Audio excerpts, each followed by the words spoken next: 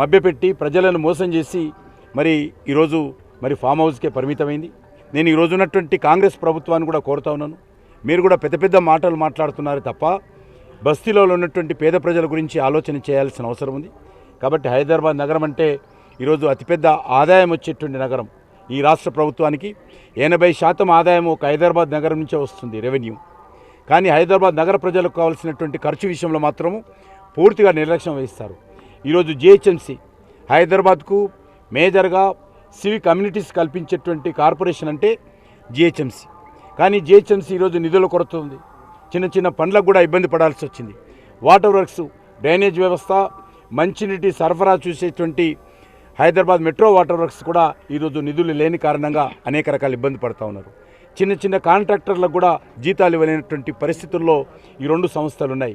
కాబట్టి నేను కోరుతా ఉన్నాను రాష్ట్ర ప్రభుత్వాన్ని, జిహెచ్ఎంసీకి కానీ వాటర్ వర్క్స్ కానీ ఏ మాత్రం నిధుల కొరత లేకుండా చూడాలి.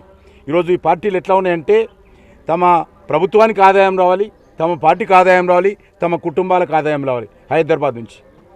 కానీ హైదరాబాద్ నగర ప్రజల విషయంలో మాత్రము ఏమాత్రం పట్టించుకునేటువంటి పరిస్థితి లేదు.